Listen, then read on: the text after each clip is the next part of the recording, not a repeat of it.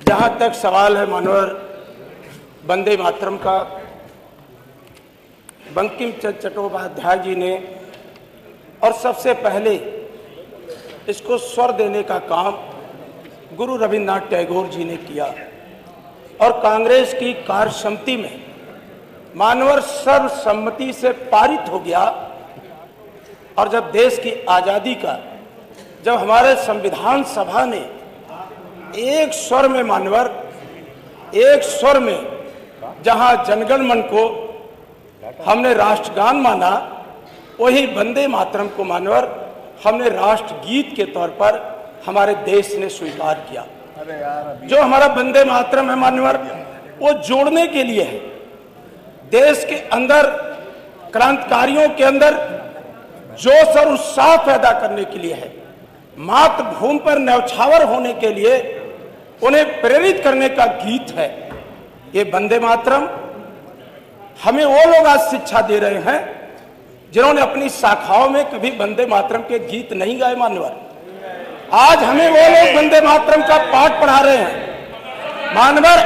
आज हमें वो लोग वंदे मातरम का पाठ पढ़ा रहे हैं जिन्होंने 70 साल लग गया अपने संघ के मुख्यालय पर राष्ट्रीय ध्वज फहराने का काम नहीं किया मानवर।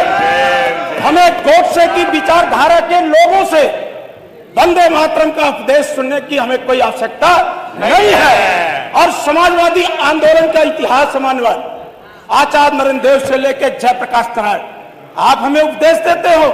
अंतरराष्ट्रीय स्तर का केंद्र आदरणीय श्री अखिलेश यादव जी ने इसे गोमती नगर के अंदर बनाया था, जिस पर आज आपने ताला लगाने का काम किया है।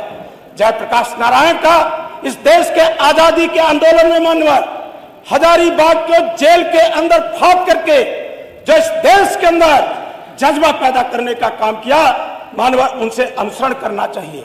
एक तरफ तो आप अतीत की तरफ जाते हो और दूसरी तरफ अतीत से आप कुछ नहीं सीखते हो।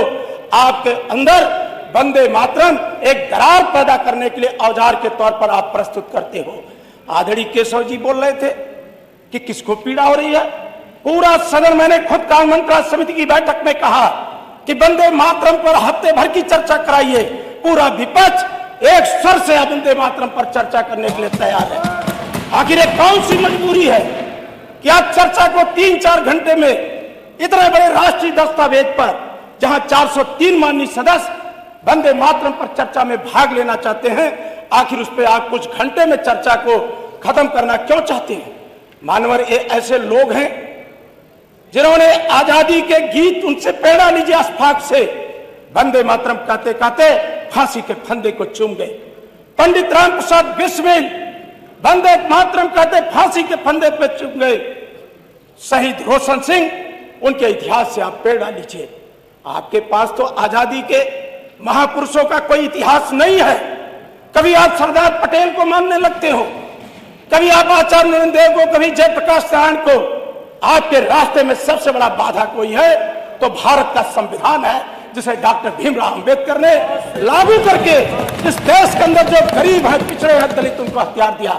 मानवर, आपके पीठ के ऊपर जो राष्ट्रपिता महात्मा गांधी की तस्वीर लगी मानवर, साबरमती आश्रम में जब क्रांतिकारियों की बैठक होती थी आदरणीय केशव मौर्य जी, तो राष्ट्रपिता महात्मा गांधी उस बैठक में एक भजन गाते थे कि रघुपति राघव राजा राम, रघुपति राघव राजा राम, पतित पावन सीताराम, ईश्वर अल्लाह तेरे नाम, सबको सम्मत दे भगवान। आप बांटना चाहते हो देश को, इतना खूबसूरत देश को आप बांटना चाहते हो।